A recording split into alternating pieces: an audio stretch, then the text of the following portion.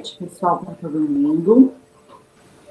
É um prazer enorme fazer parte da organização dessa roda de conversa sobre um assunto que é tão importante para a gente, né? Lembrando do título, né, dessa nossa roda de conversa, a importância das redes na construção de uma educação inclusiva. Então, a gente vai refletir, compartilhar e trocar um pouco sobre esse assunto das redes, né? A gente vai ter a participação, uma abertura da Silvia Greco, da Secretaria da Pessoa com Deficiência. Além de gestora, ela está super na luta por uma educação inclusiva. É um prazer, Silvia, sua presença. A gente tem também a Maria da Paz de Castro, Gunga, que vai ser a nossa mediadora, e vai trazer algumas reflexões. E a participação das educadoras Sandra Cavaletti, Toquetã, Amanda Santana, Simone Oliveira, com práticas super inspiradoras. Antes de eu passar a palavra, a gente vai colocar aqui no chat um link de presença. Então, se vocês puderem, por favor, preencher, é super importante a gente acompanhar quem que está presente, para a gente poder não só dar continuidade, se for necessário, se for possível, como também para a gente conseguir acompanhar aqui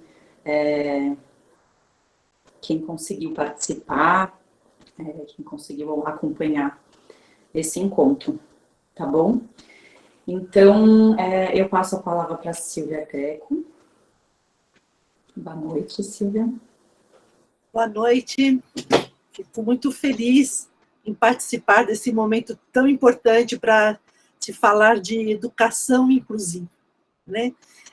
A Maria da Paz, a Gunga, que está aqui com a gente, a conheço da sua luta pela inclusão efetiva nas escolas, e isso é de longa data, né? Faço parte, hoje, enquanto gestora, mas também faço parte enquanto mãe de um filho com 2 deficiências, e tendo como mãe a importância da inclusão.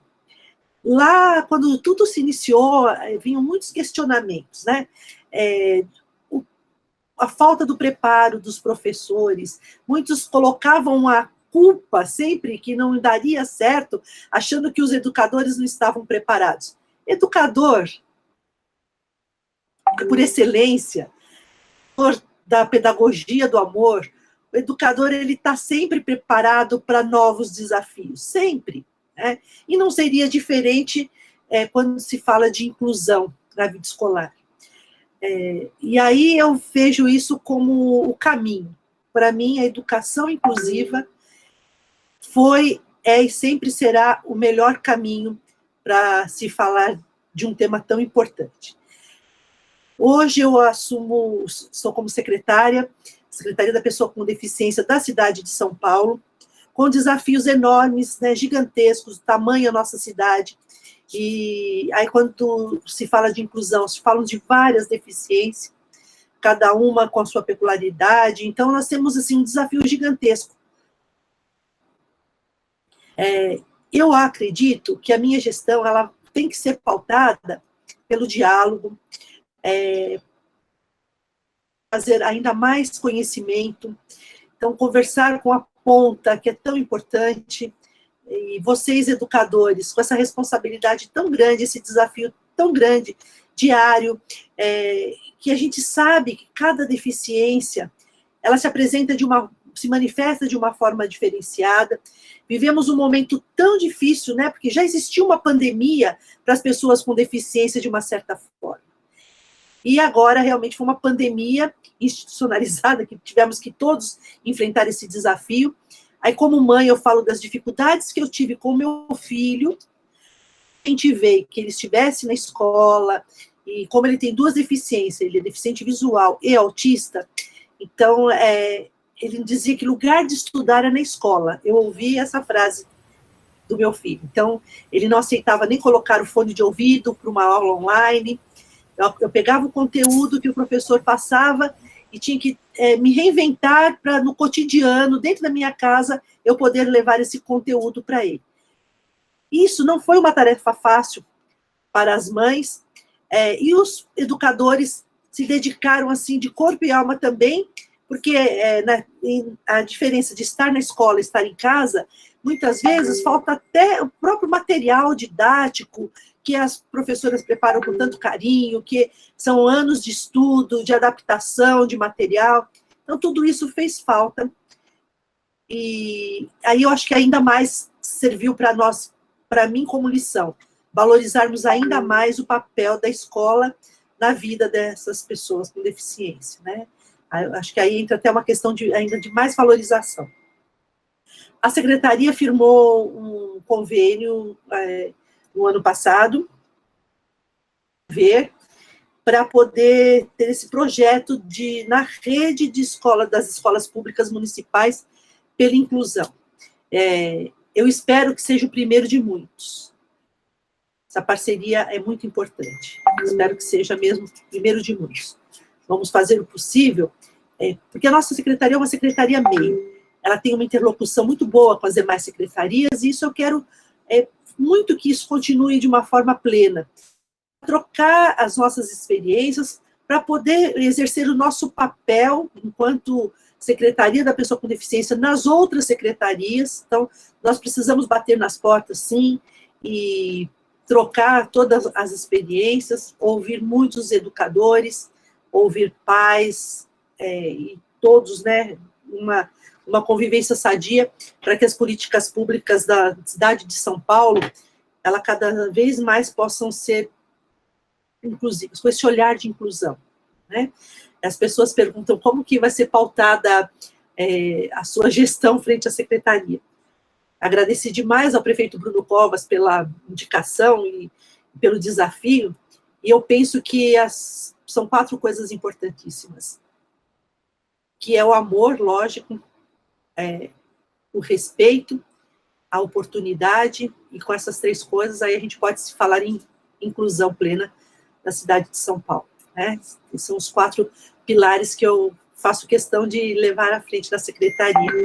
Então, eu quero parabenizar a iniciativa, já disse isso para vocês outro dia, numa reunião, e quero reforçar agora que as portas estão abertas para que novas parcerias sejam feitas. Quanto mais pudesse falar em capacitação para a rede, é importantíssimo.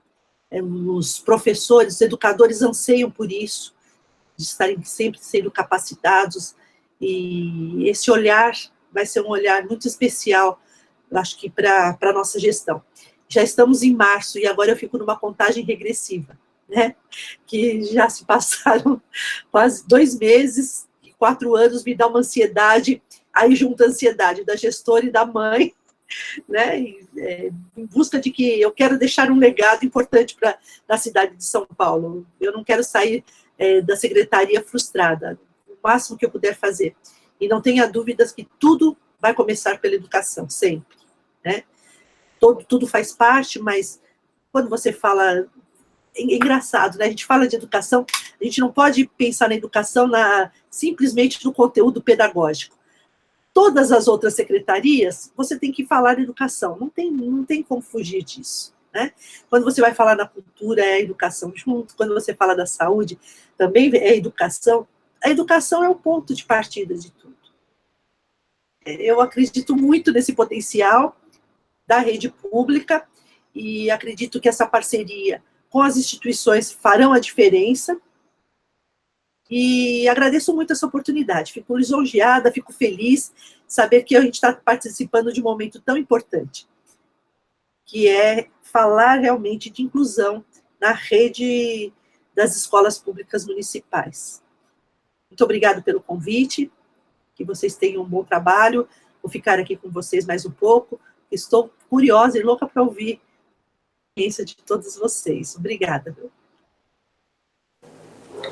Obrigada a você, Silvia, por essa abertura. Vou passar agora. Eu esqueci de me apresentar, eu sou a Renata, faço parte do coletivo Rede. A Helena vai falar agora, ela também faz parte. Eu vou passar a palavra para ela explicar um pouquinho como que a gente chegou aqui, por que que a gente está fazendo esse momento, esse encontro e por que esse tema agora, tá bom? Olá, boa noite. Silvia, obrigada pelas palavras e em nome do Coletivo Rede do Instituto Conviver, obrigada pela oportunidade, porque para a gente também foi, acho que, uma oportunidade riquíssima e que a gente aprendeu muitíssimo com essas pessoas que vocês vão ouvir um pouco hoje também. Mas para situar um pouco todo mundo, porque tem gente vindo de diferentes lugares aqui hoje, né? Então, só para que todo mundo entenda quem somos nós e de onde estamos partindo.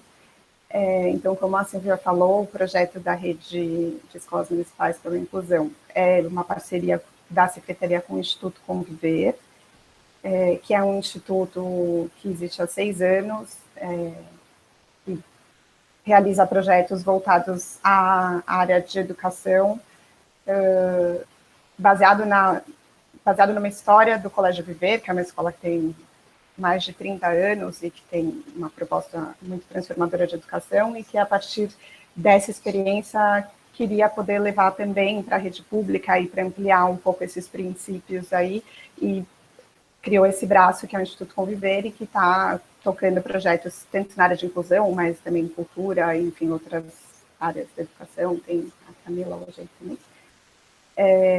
super importantes.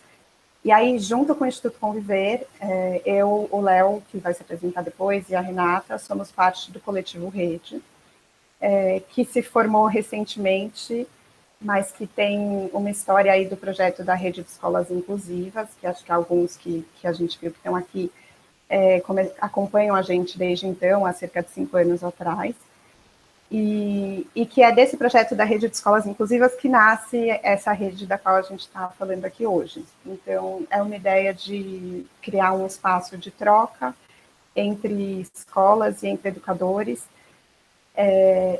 não só para formar educadores, mas para se fortalecer e para construir junto estratégias e para aprender uns com os outros. Então, a gente vinha fazendo esses encontros abertos, mas com uma certa dificuldade, um desejo maior de chegar mais na rede pública. E aí a parceria com o Instituto Conviver e com a Secretaria tornou isso possível. E aí, desde o ano passado, do segundo semestre do ano passado, e o encontro de hoje marca o encerramento desse primeiro projeto, né? Esperemos que outros venham também. A gente fez encontros com educadores que se inscreveram no projeto das escolas municipais de São Paulo, encontros maiores com temas, grandes temas relacionados às práticas inclusivas, como a Silvia disse, o desafio extra da pandemia, então, sobre as práticas inclusivas na pandemia, e com grupos menores para discutir situações mais do cotidiano das escolas e pensar juntos nesses grupos um pouco mais íntimos, caminhos aí para continuar, para seguir. E aí, nesses encontros, o tema das redes foi cada vez se fazendo mais presente. Então, a gente já se propunha como uma rede, mas nas nossas discussões a ideia de diferentes dimensões de rede foi surgindo, e por isso a gente elegeu esse tema para marcar esse encerramento e para conversar um pouco hoje. Como fruto desse projeto, a gente tem um site que já está no ar, e no final depois a gente coloca aí para vocês, que é redepelainclusão.org, que vocês podem conhecer um pouquinho mais do projeto. E antes de passar a palavra para a Gunga, nossa mediadora, e para as educadoras, eu vou só pedir licença para ler um textinho que a gente redigiu, e conta um pouco sobre o que a gente está chamando de rede, assim, o que é a nossa perspectiva de rede. No trabalho de repensar nossas práticas e estratégias para incluir todos e todas, muitas vezes nos deparamos com situações geradoras de muita angústia, dúvidas e anseios. Muitas vezes as tentativas falham e nos vemos perdidos. E é nesse contexto que a ideia de rede se torna, na nossa compreensão, um imperativo. dentro e fora da escola. Porque a rede é mais do que um fazer junto. Por meio do diálogo, ela constitui um espaço de acolhimento, cuidado, escuta e, por isso tudo, de sustentação. Por cuidar de quem está envolvido nesse processo, ela permite que cada um continue sustentando seu investimento e sua força na luta por uma transformação maior. E, a partir disso, vai sendo possível tecer novos fios que ampliem seu alcance e gerem novas possibilidades e significados. Uma vez sustentados, estamos mais disponíveis para nos inspirar com o que vemos e ouvimos. E assim, como foi no nosso projeto, as práticas de outros educadores, familiares, profissionais, organizações, podem nos tocar e nos instigar a criar novos caminhos e estratégias a serem explorados em nossos territórios e realidades. E se falharem, tudo bem, pois teremos a rede para nos segurar novamente. Então, tendo como pano de fundo essa ideia, que a gente traz hoje as experiências dessas 3 educadoras que a Rê comentou, Amanda, Simone e Sandra.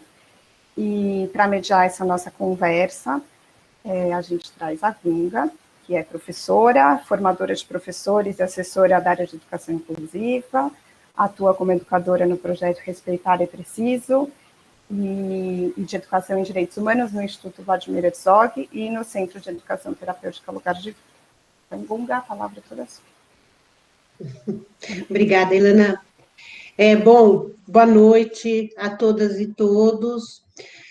Aos colegas educadores que compõem essa roda, né? A gente da escola não gosta de falar mesa, gosta de falar roda.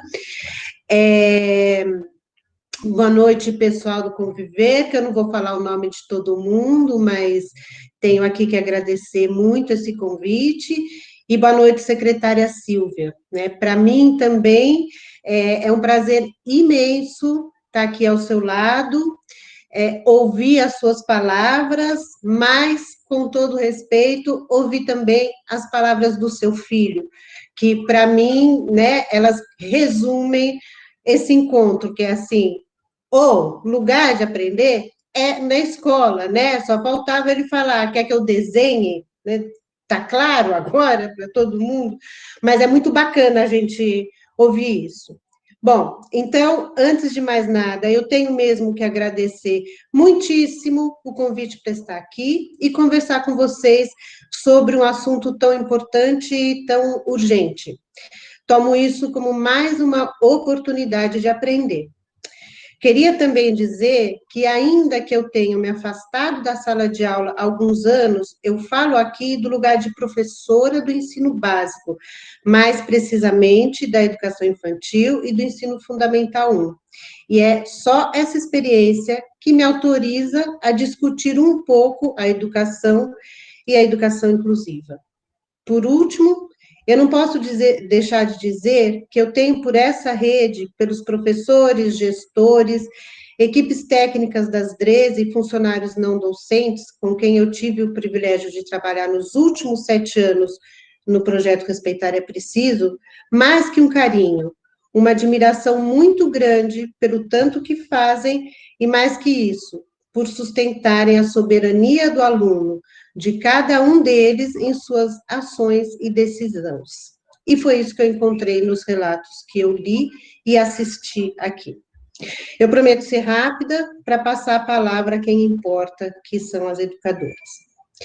Bom, essa pandemia escancarou, como a gente já sabe, algumas questões, como a desigualdade, as misérias e as injustiças, mas, por outro lado, ela revelou de forma muito clara também infinitas redes que, de alguma forma, já existiam, ainda que em broto, e se mostraram potentes, inclusive no que diz respeito a sustentar a vida.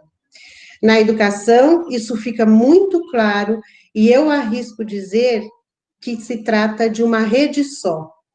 No momento em que algo, qualquer algo, é feito, aciona-se a rede e põe para funcionar. É como se a gente regasse um pouquinho o broto para dar flor. Mas a gente está aqui para falar de rede e educação inclusiva. Vamos lá. Nosso país, em princípio, comunga de um pacto pela vida. Aqui, assim como em muitas outras nações, a ninguém é dado o direito de decidir pela vida ou pela morte de ninguém, o que nos afasta de qualquer possibilidade de se criar critérios para definir quem pode e quem não pode viver, quem pode e quem não pode estudar. E é essa necessária ausência imperativa de critérios que garante a todos, sem exceção, o direito à vida e, consequentemente, à educação.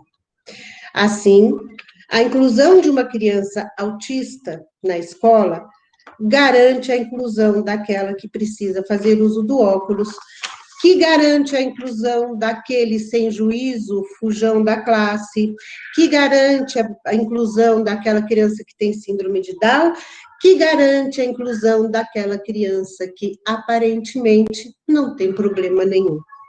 Trata-se de um princípio que eu aprendi no correr de uma série de conversas com educadores e com meus parceiros de trabalho no Centro de Educação Terapêutica Lugar de Vida. A inclusão de um garante a inclusão de todos.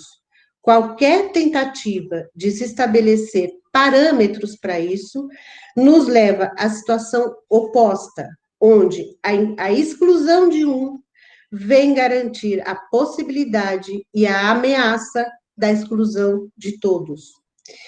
E uma rede é feita de nós, nos dois sentidos. Não iguais, com certeza, mas todos igualmente fortes para sustentá-la e contar com a sua sustentação. E numa rede, né, para que ela seja forte e cumpra seu papel, ou cabem todos, ou não cabem nenhum. Absolutamente todos, ou absolutamente nenhum. Ou é todo mundo, ou é ninguém. Ninguém escolhe ninguém. Ninguém permite nada a ninguém.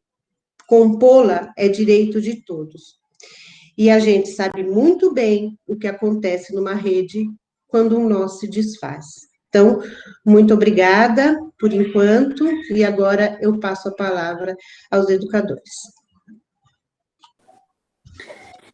Então, primeira educadora que a gente vai... Obrigada, viu? Vocês estão me escutando? Sim.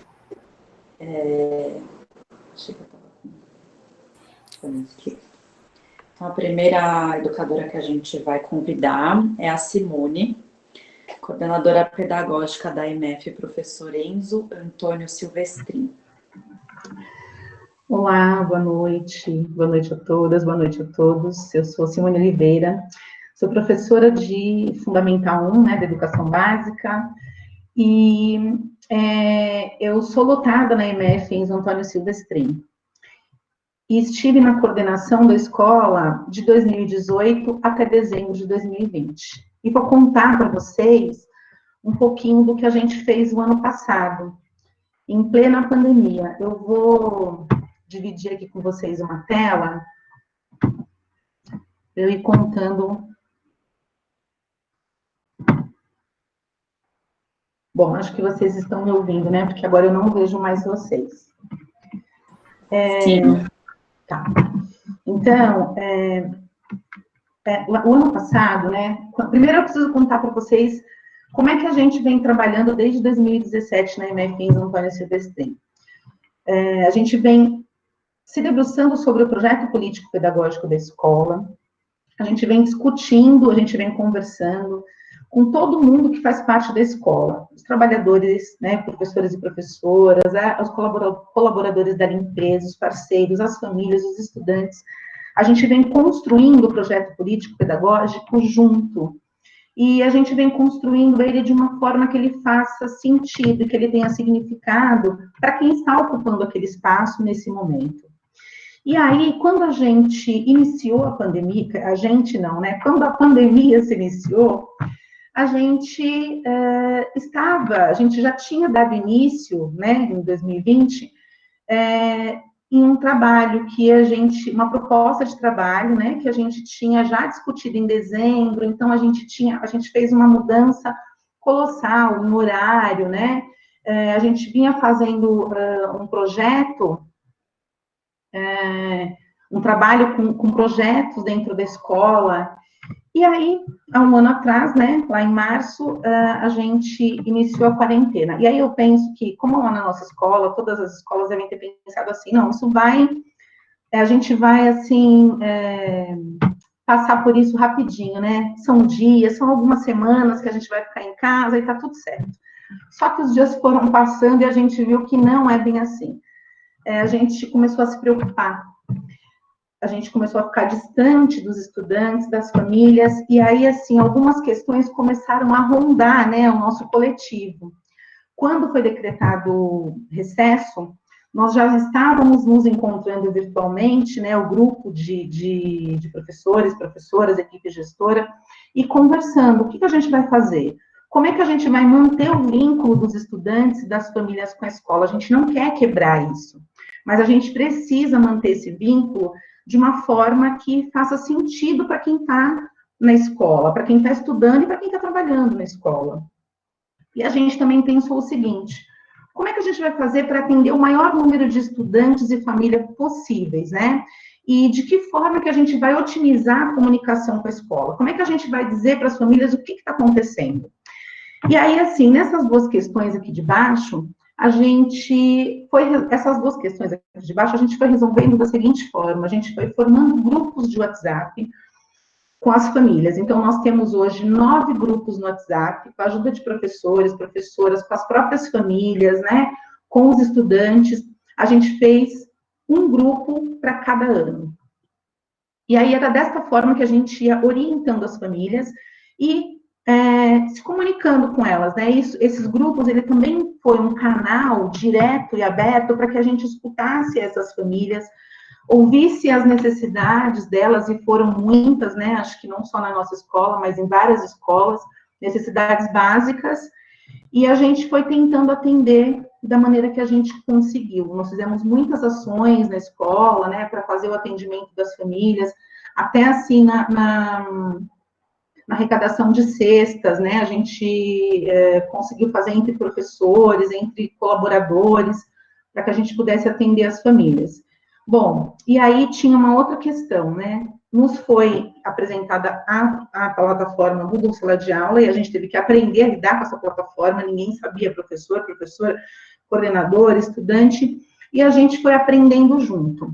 E na plataforma, como a gente já vinha discutindo uma proposta para entrar, para manter o vínculo com o estudante, para chegar próximo da família, a gente pegou tudo que a gente tinha conversado, colocou dentro da plataforma, e aí a gente ficou trabalhando da seguinte forma. Nós tínhamos plantões com os professores e professoras, cada um na sua sala, no seu horário de trabalho, para fazer o atendimento mais individual com o estudante, e nós fizemos os eixos de trabalho. Nesses eixos de trabalho, claro, isso aqui a gente chegou nesse formato aqui, depois de um tempo experimentando algumas coisas, vendo o que dava certo, vendo o que não. Os professores de Fundamental 1 atenderam, se dividiram, se associaram aos eixos do Fundamental 1. E os professores que atendiam o Fundamental 2 se associaram a eixos do Fundamental 2. E esses eixos, eles eram compostos por professores e professoras de diversas áreas, inclusive pelos ATEs e pelo pessoal da equipe gestora. Então, eu e a Osmarina, né, que é a outra coordenadora, nós também estávamos nos eixos, elaborando atividade, pesquisando, conversando. A diretora, os assistentes de direção, todos estavam dentro de algum eixo.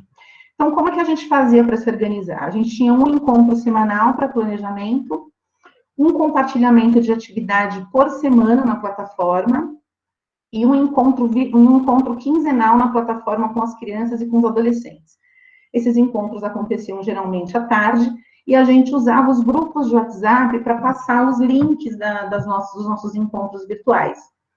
E aí, assim, as crianças menores, né, que têm menos autonomia, elas acessavam junto com as famílias, Então, era uma coisa bem democrática. Inclusive, vou até contar uma coisa para vocês. Tinha uma avó, ela era avó de um aluno do 9º ano, e ela participava dos encontros. E um dia ela falou assim, Simone, o meu neto não quer participar. Mas, assim, eu vou participar porque tem umas discussões muito interessantes. No 9º ano, eu estou fazendo até aula de matemática. E a gente... Ótimo, maravilha. É isso mesmo. E a gente depois teve também alguns depoimentos, né, de algumas famílias que, participando junto com os pequenos, fizeram mudança, inclusive, na parte da alimentação, né, na parte dos hábitos e tal. E, então, essas atividades eram bem, bem legais. A gente teve algumas parcerias, e aí, né, foi muito dito, já foi muito falado aqui no início, em relação à rede. Então, a gente foi formando uma rede com as parcerias que a gente foi fazendo. Nós recebemos estagiários da PUC, estagiários da UFSCar, nós fizemos uma parceria com o projeto PIA, e todas essas pessoas que iam chegando nesse momento na escola para fazer uma parceria, para fazer uma atividade, para fazer estágio, elas acabavam entrando também nesses eixos e elaborando essas atividades coletivas e participando dos encontros virtuais. A gente fez também algumas lives no Facebook, com a participação, inclusive, de outras escolas. E a gente fazia encontros mensais com as famílias, né? Para também um espaço de escuta, porque está sendo um momento dificílimo, né? Para as famílias que não têm com quem deixar os seus filhos, as famílias que perderam seus trabalhos. Então, a gente abria esse espaço de escuta também para essas famílias. E aí eu vou mostrar para vocês, rapidinho, os eixos. Aqui não estão todos os eixos, né, aqui nas tagzinhas aqui embaixo, mas a gente tinha, para o Fundamental 1, 2, 3, 4, 5 eixos, e para o Fundamental 2, 4, 6, 7 eixos. Alguns eixos foram aparecendo no final do ano, que eu acho que até esqueci de colocar aqui. Mas a gente tinha esses eixos de atividade com as crianças. E a gente fazia essas atividades de maneira interdisciplinar. Então, assim, eu costumo dizer que foi um trabalho bem bacana, que tudo que a gente tenta, tudo que a gente quer fazer lá na escola presencialmente, é um trabalho interdisciplinar e planejar atividades que tenham um pouquinho de todos os componentes curriculares, né? Claro que às vezes mais um, às vezes mais outro, e a gente conseguiu na pandemia fazer essa junção, né, de mais que um professores de áreas diferentes, planejando atividades para um grupo de estudantes, né? Claro, a gente não conseguiu fazer o atendimento para todo mundo, a gente não conseguiu atingir toda a escola. Nós temos aproximadamente 1.000 estudantes. Em torno de 150 estudantes acessaram a plataforma, e a gente sabe, né, quais são as dificuldades dos nossos estudantes. É o pacote de internet que não tem, é o aparelho, às vezes um aparelho só para várias crianças, o único aparelho é da mãe ou é do pai que sai para trabalhar. Essas atividades, elas ficavam gravadas na plataforma. Elas eram disponibilizadas também nos grupos de WhatsApp, algumas vezes, quando era possível, né, quando era uma história gravada em vídeo, alguma coisa assim, e a gente procurava também, para toda atividade, gravar um áudio explicando para a família, né, o que tinha que se fazer naquela atividade, qual era a comanda daquela atividade. E passava nos grupos de WhatsApp, ia fazendo um atendimento individual quando preciso. Bom, aí lá na nossa escola a gente tem em torno de 20 alunos que têm necessidades educacionais especiais. Para esses estudantes, além da participação de alguns dentro das atividades dos eixos, a gente tem a professora Mirela Maria, que é a professora da sala de recursos, e ela fez algumas ações bem pontuais com esses estudantes, que valeria a pena até, né, em outro momento, a gente conhecer, porque ela conseguiu fazer, para cada aluno, fazer uma atividade diferente, fazer uma orientação, ela ia fazendo as orientações para as famílias pelo WhatsApp, e ela também deixou na escola para as famílias irem buscar algum material separado. Por exemplo, a gente tem um aluno autista e a mãe levou para casa, emprestado da escola, um material de rotina. Então, a mãe dela foi orientando como que a mãe ia fazer o trabalho com aquele estudante, para que ele não perdesse o vínculo com a escola e para que ele não ficasse, né, sem a continuidade do trabalho. Claro que à distância é tudo muito mais difícil, né? Mas a gente foi dessa forma fazendo, algumas famílias atenderam muito bem a essa atividade. Bom, e aí, assim, esse foi o trabalho com os eixos. E eu vou compartilhar com vocês um trabalho bem bacana que a gente tem lá, é um projeto que a gente tem na MF Enzo, que é o Coral Educantos. E ele, neste momento, eu penso que ele sintetiza todo o nosso trabalho de colaboração, de inclusão, de diversidade. A professora Ana Paula Dias, que é a regente do coral, ela fez alguns collabs nesta pandemia. E esse foi o último que ela fez. E como que é feito esse collab? Ela dispara para todas as pessoas da escola ou as pessoas que queiram participar, sendo as pessoas que já ensaiam com coral ou não, qual é a música que a gente vai cantar e ela vai explicando, né? Vai falando, você é contralto, então você vai cantar essa parte, você é soprano, você vai cantar essa parte. Então, eu gostaria de apresentar para vocês, dividir esse trabalho maravilhoso. Eu vou ler aqui o finalzinho do coral, que quando está no vídeo a gente não consegue ler. Coral Educantos representa toda a comunidade escolar da MF Enzo Antônio Silvestrin e da Escola Estadual Ítalo Bercarello, situadas na região do Jaraguá. Logo, representa a sociedade que idealizamos e sonhamos, pois acreditamos na união das pessoas, acreditamos na coletividade, na diversidade, na compreensão da nossa responsabilidade, na construção da nossa identidade e valorização das nossas raízes.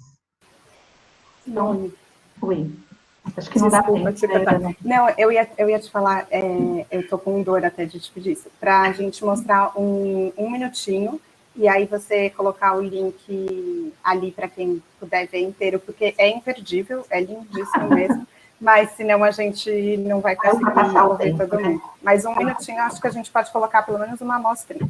Tá bom, então peço licença para vocês para compartilhar esse trabalho que diz muito sobre o trabalho, né, desenvolvido na pandemia e que foi também para a gente um alento. Não quero lhe falar, meu grande amor, das coisas que aprendi nos discos. Quero lhe contar como eu vivi e tudo que aconteceu comigo. Viver é melhor que sonhar. Eu sei que o amor é uma coisa boa, mas também sei que qualquer canto é menor do que a vida de qualquer pessoa. Por isso, cuidado, meu bem, há perigo na esquina. Eles vencerão e o sinal está fechado para nós que somos jovens, para abraçar seu irmão e beijar sua menina na rua.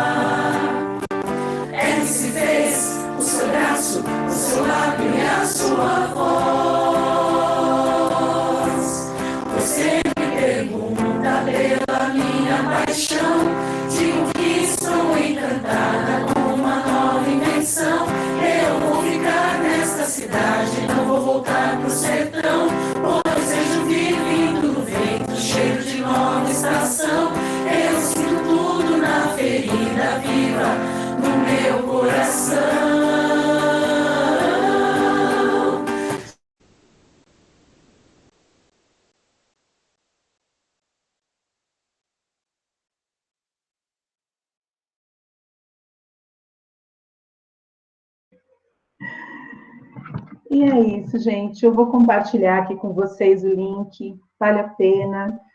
E vocês viram que, assim, né, a Ana coloca o nome, o que cada um, né, se é soprano, porque ela vai fazendo uma orientação individual e fica também o convite para que no próximo collab, quem quiser pode participar, tá? Então, quando tiver o próximo, eu vou colocar aí para a Ilana o link para a gente participar todo mundo junto, tá bom? Muito obrigada pela escuta. Obrigada a você, Simone. Gunga. Vamos lá. Covardia, né? Me pôr para falar depois disso, né? Não é justo. É tão bonito, né? Tem uma rede estampada aqui no vídeo, né? Nesse coral. Muito bacana. Bom, mas eu escolhi, para comentar os trabalhos de vocês, oferecer a cada um dos trabalhos uma frase, uma fala de um educador que eu admiro, não para teorizar os trabalhos, nem para apontar um ou outro caminho, mas apenas para inspirar ainda mais o fazer educação de todos nós. Para vocês, eu escolhi o Fernando Hernandes, que vocês já devem conhecer, que é o autor e defensor da pedagogia de projetos. Vale a pena conhecer. Então, ele diz: para aprender, é preciso ir construindo andaimes e relações com sentido. Alguns estão nas disciplinas, ou, em outros casos, em campos do saber que não se restringem aos limites disciplinares. Também se constroem a partir do diálogo, da intuição, do encontro com outros e da indagação. Nossa aposta é que a vida da sala de aula e da escola seja um projeto em que jovens, crianças, educadores e famílias encontrem seu lugar para aprender. Bom, mas a primeira coisa que eu queria falar para vocês, né, Simone, é que vocês foram muito modestos no título do trabalho. Aqui foi feito muito mais do que simplesmente tornar a aprendizagem significativa na pandemia. O desafio era maior. Vocês honraram e cuidaram de forma delicada, sensível e pedagógica da vida, da aprendizagem de cada um e foram além. Preservaram o lugar social de cada uma das crianças, que é a escola, tanto quanto foi possível. Consideraram a maior perda imposta pelo afastamento, que é o laço entre as crianças, que vocês definiram tão bem com palavras como abraço, hora do lanche, né? Isso que é escola. E deixaram clara a soberania destes momentos no processo de formação de todo e qualquer indivíduo. E isso só acontece no melhor lugar do mundo, que é a escola, presencial.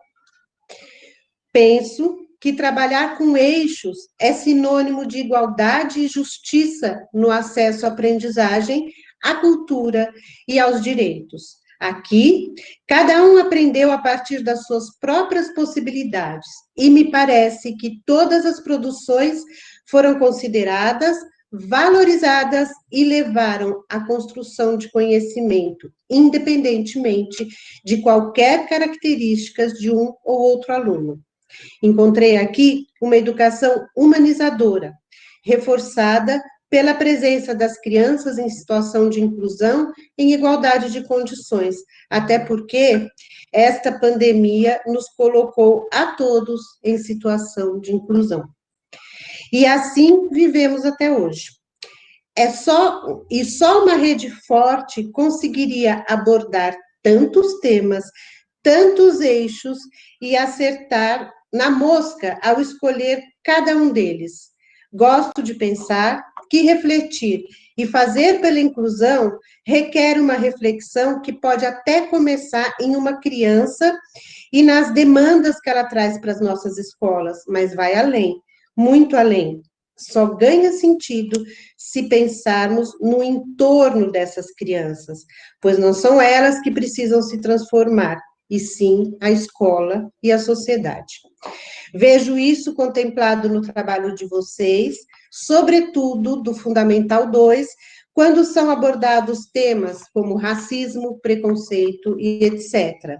Sim, isso é inclusão. Quem aprende a não discriminar a um, aprende a não discriminar a todos. Simplesmente não discriminar. Gostaria de destacar também a beleza e a potência do registro do trabalho. E creio que ele pode ser disparador de uma conversa para além da escola de vocês, se é que isso já não está sendo feito. Falo daquela conversa miúda, entre iguais, de uma redezinha que sempre é formada, tipo na sala de professores, que é, na minha opinião, o que mais funciona. Sei lá, talvez vocês possam criar uma sala de professores virtual, que permita uma conversa com a escola vizinha, por exemplo. Papo de professor para professor. E por último, mas não menos importante, ouso sugerir a vocês e seus alunos que já contam com uma esperteza no que diz respeito a redes e comunicação, que ultrapassem as barreiras, as fronteiras, já que a internet nos possibilita isso. A pandemia, de alguma forma, desviou os rumos da história do mundo todo, e isso é o que no momento nos enlaça. Assim, travar conversas, trocar mensagens, compartilhar perrengues e aprendizagens com pequenos semelhantes do outro lado do mundo pode ser bem legal. Aluno com aluno, professor com professor. Da Suíça, do Afeganistão, da Somália, ou mesmo de outras regiões do nosso país. Sim, claro, todos devem estar pensando, né? Oh, mas e o idioma? E bom, depois de tudo isso que vocês fizeram, não vai ser difícil. Muito obrigada e parabéns. Obrigada, Gunga, pelos comentários. Eu que agradeço. Acho que a gente vai alimentando aqui o nosso papo. Se vocês tiverem dúvidas, comentários e quiserem ir colocando no chat, a gente vai abrir um espaço no final para perguntas, comentários, tá? Então, se quiserem já ir anotando para não esquecer, a gente vai primeiro passar tudo para depois. Então, a gente vai falar com a Sandra, coordenadora pedagógica da EMEI Afonso Sardinha. Obrigada pela oportunidade.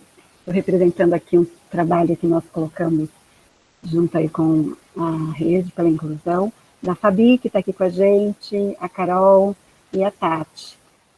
São professoras da unidade da EMEI Afonso Sardinha, que é uma escola de 450 crianças de 4 e 5 anos, que fica em Pirituba.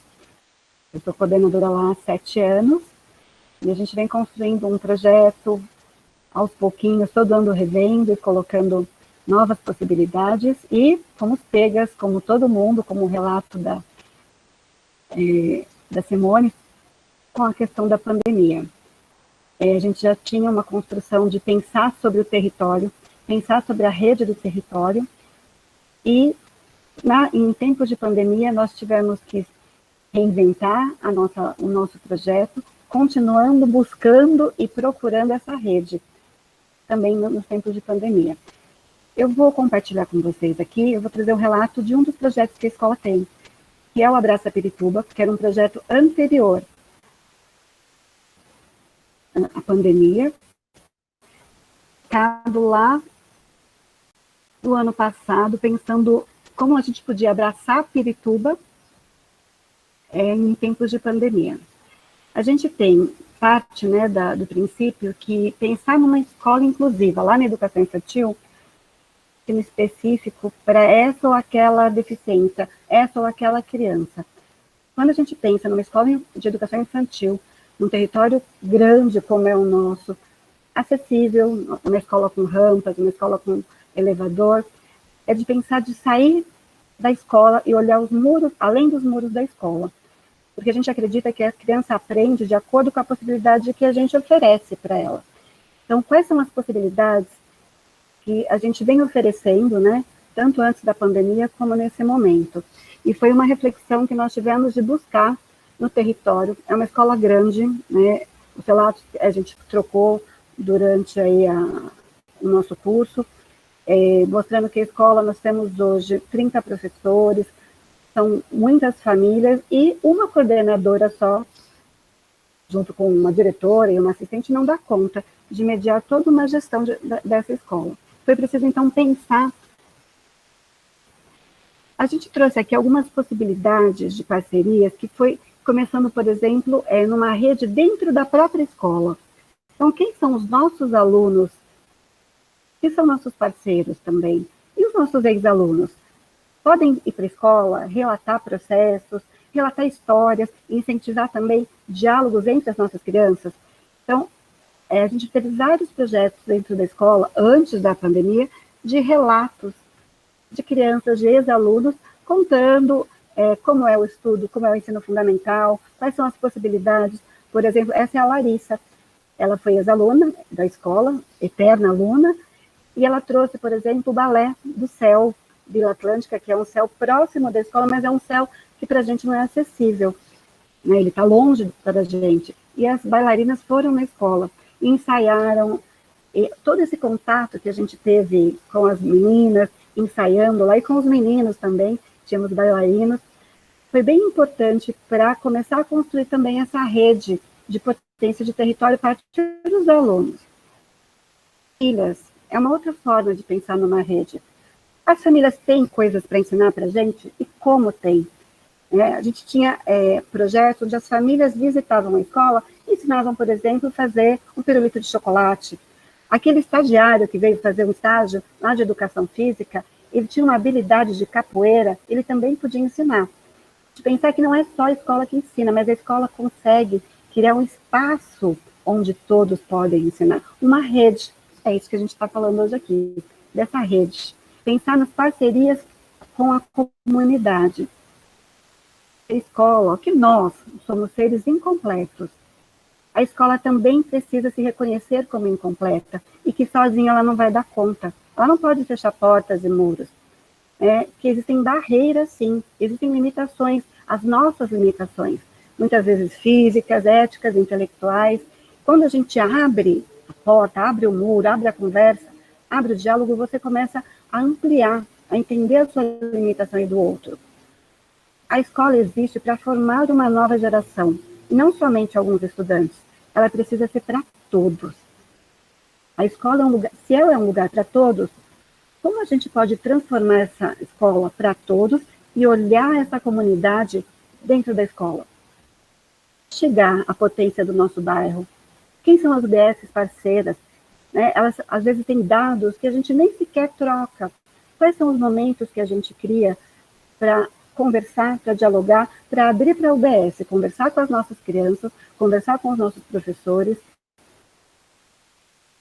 Quem são as famílias, ou amigos, ou essa rede que pode vir de fora e cantar, e trazer uma cultura, a cultura do território? A gente tem aqui são duas potências de cultura que a gente trouxe num dos projetos. Esse é o Marcelo. O Marcelo, ele é um artista do bairro. E ele retrata a infância de crianças negras. E ele veio pintar um dia da escola, de um evento da escola, veio antes conversar com as crianças, veio contar um pouco o que é ser um artista, e depois veio fazer o seu trabalho dentro da escola. Então, como a gente vai ampliando e olhando, abrindo as portas da escola.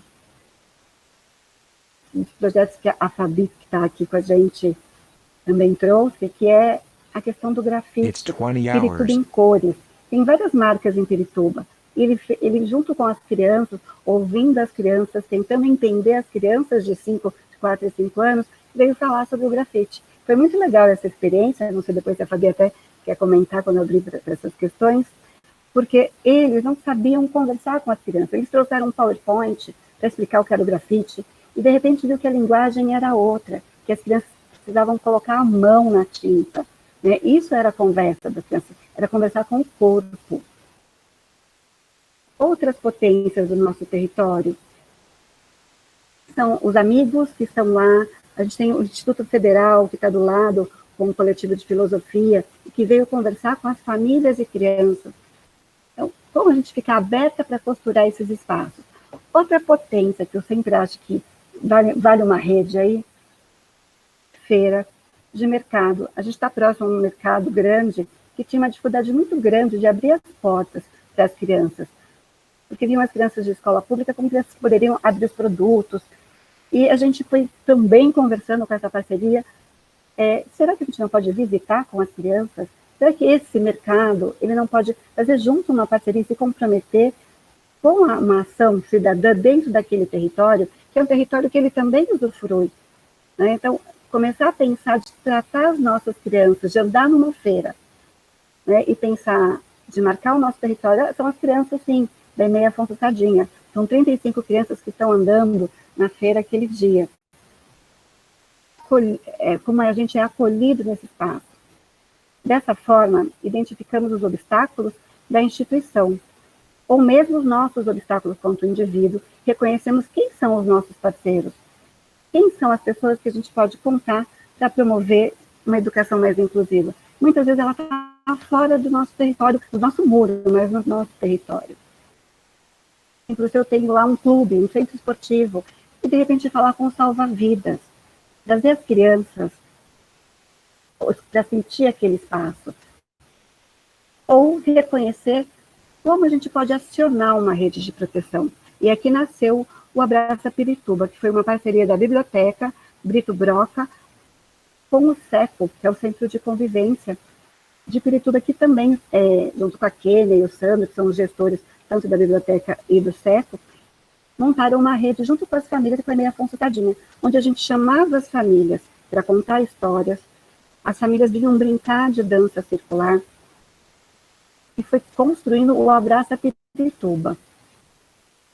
Foi um projeto que todas as turmas passaram, o convite era para todos os pais, e o retorno das famílias de brincar, né, a família que muitas vezes vem para assistir, né, e não para trocar com a criança, não para sentar. Isso também mudou, muitas vezes, as atividades que a gente fazia com as famílias, que colocava a criança longe da família, por exemplo, apresentando uma poesia no palco. A intenção foi trazer a criança junto com a família e todo mundo apresentar, brincar e sentir o que é ser criança. E aí foi crescendo esse projeto. E a gente passou a explorar a cidade. Parque da Água Branca, Museu do Catavento. Foram vários lugares que nós fomos explorando e entendendo que muitas vezes esses lugares não estavam próprios para as crianças. Um deles, o bebedouro, era alto e as crianças de 4 a 5 anos não conseguiam beber água. Então, o próprio espaço não era adaptado, não incluíam as crianças pequenas, de 4 a 5 anos. E como a proposta vinha, às vezes, para uma criança de mais idade, um adolescente, a gente chegava lá com crianças que precisavam mexer, precisavam tocar. Então, foram experiências que nós fomos tendo contato com esses equipamentos e aprendendo que não é só a escola que precisa pensar em relação a uma escola mais inclusiva, mas todo espaço, todo território. Né? Então, o contato das pessoas com as crianças, né, com as crianças que também são do público de educação especial, também faz com que repense a sua instituição, repense a forma como você acolhe, repense a proposta pedagógica. Espaços com todas as crianças, que a gente entenda um território mais potente. As mudanças, elas vão partindo de muitos eixos, né, que são, muitas vezes, fortalecidos com políticas públicas, né, é necessário ter políticas públicas, teorias e leis que definam os nossos direitos e deveres, mas é importante também fortalecer o projeto político da escola, que ele é marcado por essas relações que acontecem, pela experiência dos pares, pelos estudos de caso que acontecem naquela unidade, pelo reconhecimento da individualidade de cada criança, e pela história de cada família. E aí, nesse conhecimento construído dentro dessa interação, que a gente vai pensando a escola. E hoje? Como estamos hoje com a escola? Nesse processo de pandemia, talvez mais experientes, depois passamos tudo que a Simone falou em relação a uma plataforma, o Google Sala de Aula. Hoje nós temos 3 escolas dentro de uma escola. uma escola com uma pequena parte presencial, e que não devia, nesse momento não devia estar presencial. É importantíssima a escola. A escola é o lugar da educação infantil. A educação infantil não acontece entre telas, por mais que a gente tenha feito telas afetivas, mas ela, desse momento, uma pequena parte, 35% da nossa escola está sendo atendida, uma grande parte na plataforma Google Sala de Aula, e uma parte que a gente chama de atividades impressas. E o que são essas atividades impressas para crianças pequenas? Nós criamos um diário para que elas possam contar. Diariamente a gente vai colocando propostas para que elas possam contar nesse diário e quando voltar, elas apresentem a história dela nesse momento de pandemia. Então são formas que a gente vai pensando e repensando de forma coletiva, com a experiência do outro, com a nossa experiência, para pensar nesse território, nessa potência que pode ser a educação. A educação na escola, a educação presencial e, nesse momento, a educação em telas afetivas. Essa semana eu tive uma experiência, nós estamos fazendo quinzenalmente uma conversa com as famílias sobre, ele chama Projeto Experiências de Aprendizagem com as Famílias. Conversando com as famílias como elas podem fazer o diário, como elas podem conversar com as crianças. E uma das famílias, uma mãe, ela relatou: Sandra, meu filho é autista e ele não fica muito bem na tela, mas eu gosto muito de participar do Territórios do Brincar, que a gente faz uma vez por semana com as crianças. Eu aprendo a cantar junto com a professora Dani. Como ela canta bem. Ele não assiste, mas depois, quando eu desligo a tela, eu vou lá e canto com ele. Posso continuar participando sem meu filho estar na tela? É lógico que pode. A gente vai buscando formas de chegar nas famílias, das famílias chegarem nas crianças, porque as crianças não estão todas com a gente. Isso é o que mais angustia nesse ano, que vai ser um ano que nós não vamos atingir. Então, tudo que a gente puder fazer, para que possa atingir um pouquinho mais, nós vamos buscando, fazendo e compartilhando, fazendo essa grande rede. É isso.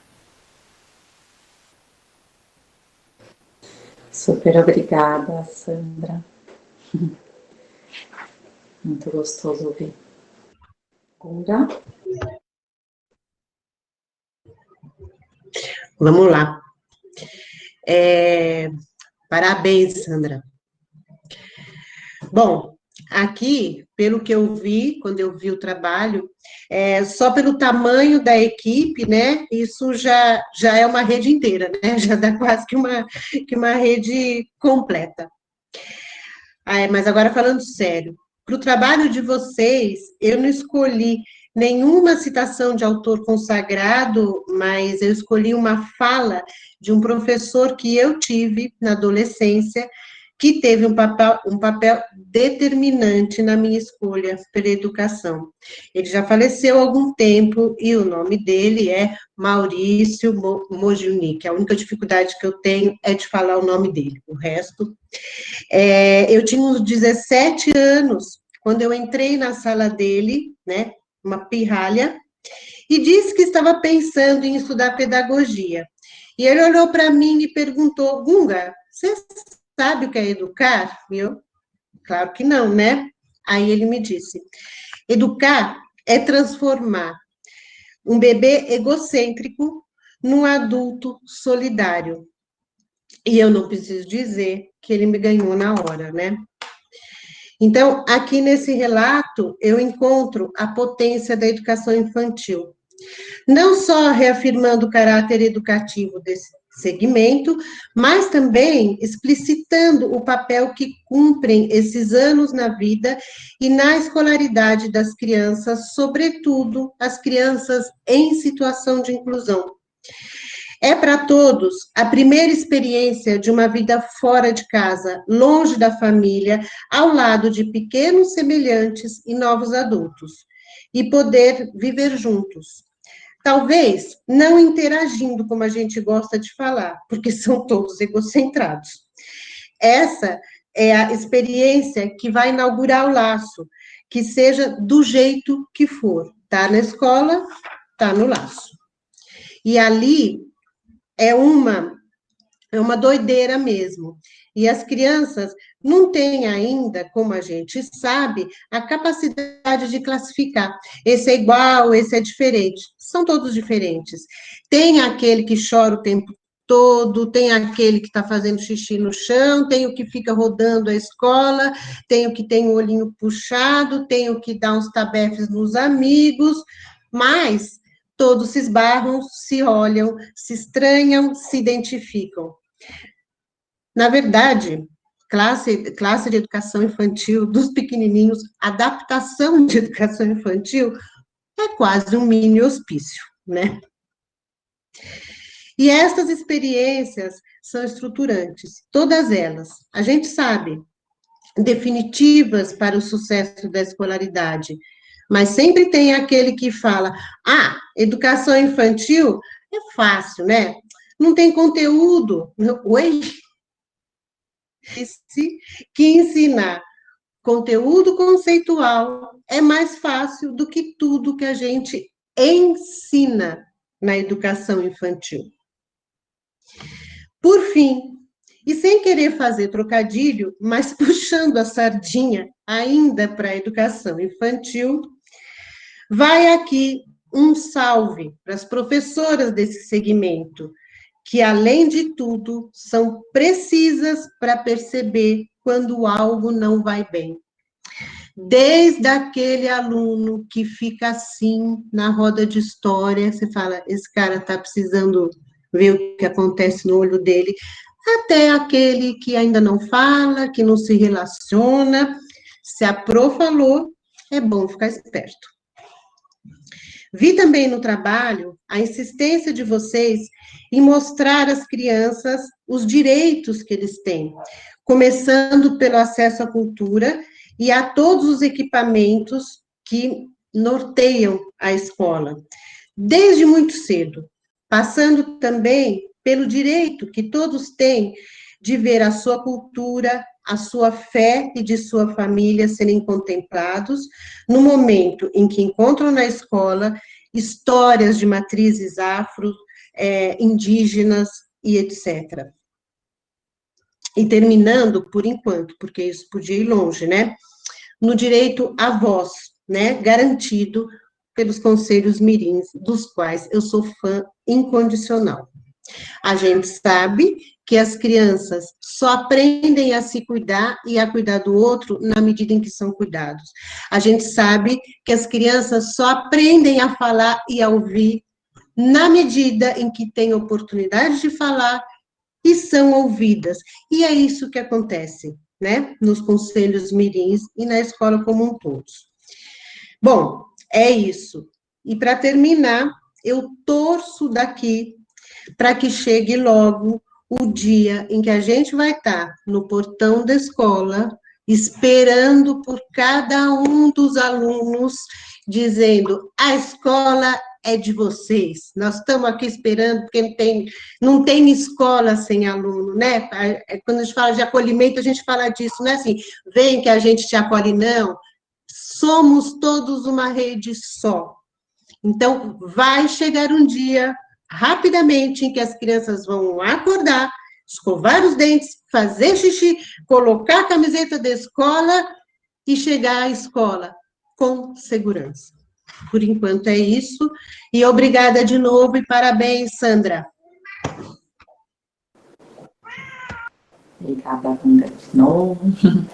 Agora a gente vai passar para a última educadora, Amanda, professora de atendimento educacional especializado da EMF Infante Dom Henrique, mais conhecido como Espaço de Bitita. Obrigada, Renata. Boa noite a todos. Que responsabilidade falar depois dessas grandes educadoras, né? Que trabalhos belíssimos.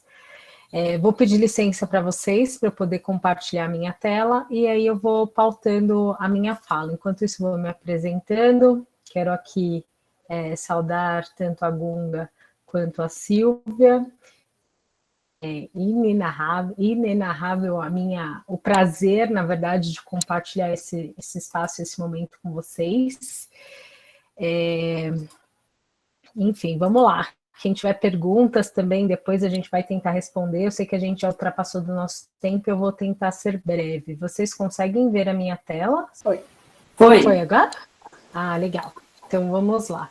Primeiramente, vou agradecer a todos mais uma vez pela presença. Vou contar um pouquinho, acho que a minha perspectiva é um pouco diferente das meninas, né? E uma perspectiva mais do ensino comum. Eu estou falando do lugar de quem atende os alunos com deficiência, o público-alvo da educação especial, né? Transtornos do espectro autista e global, e também as pessoas com altas habilidades de superdotação. Como as meninas disseram, eu sou do espaço de Bitita, EMF Infante Dom Henrique. Essa escola fica no Canindé, né? E na DREPEN, acho que é isso que cabe aqui. Então, eu sou do atendimento educacional especializado, e aí hoje eu trouxe como tema práticas inclusivas possíveis.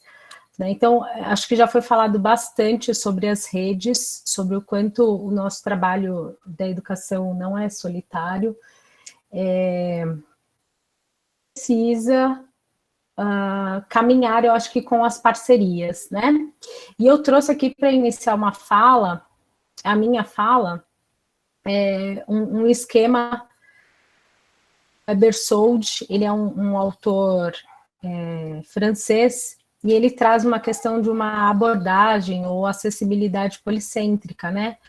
Onde a pessoa com deficiência, ela não é o único sujeito a ser visto. De que forma a gente vai estabelecendo redes e parcerias para a gente promover o devir desse estudante, né? Para a gente promover aí a capacidade de desenvolvimento dele. Então, para o autor, a acessibilidade existe um trabalho em cooperação que perpassa pelo trabalho do professor de sala comum, articulado com o professor de educação especial, e deve envolver outros atores, né? Então, ela envolve os estudantes, ela envolve a família, ela envolve setores de administração pública, né? Hoje, no caso aqui, nós temos a Secretaria Municipal da Pessoa com Deficiência, ela envolve os profissionais de saúde, os profissionais de apoio.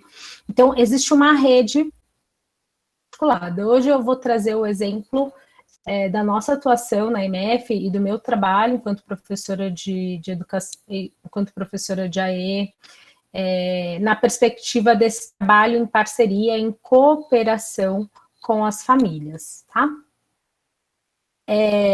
Atendendo aos estudantes, eu vi uma necessidade grande em acolher, eu acho que a palavra certa seria acolher as famílias, né?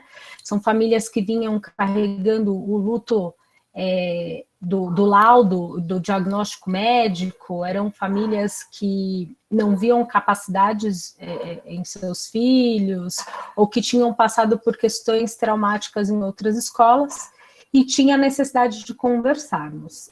Então, eu pensei em encontros mensais. O que acontece? Muitas vezes, nas reuniões bimestrais, os professores especialistas, o professor de educação especial, acaba não encontrando os pais, os alunos, ou não conseguindo conversar com todos.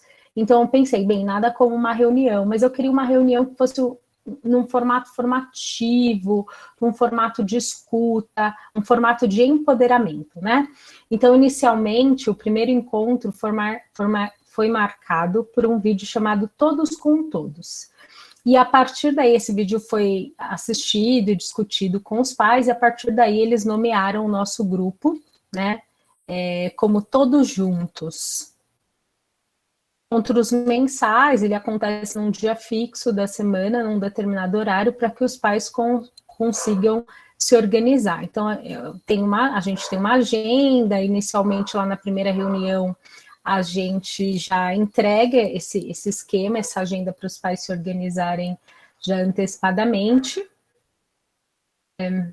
E a gente tem também um grupo de WhatsApp, então eu sempre vou ali lembrando das reuniões que vêm acontecer. Um outro encontro também, ele trouxe a temática da importância da rotina. Então, a gente conversou sobre o que é estabelecer uma rotina, como que os pais antecipam, né, as atividades que os alunos farão, para que eles também se organizem, né, para que eles se tornem autônomos em suas atividades também. Então, esse encontro aqui tem alguns pais, a gente fez uma oficina onde eles tinham imagens e material à disposição para construírem a rotina dos filhos e levarem para casa. Foi bem legal.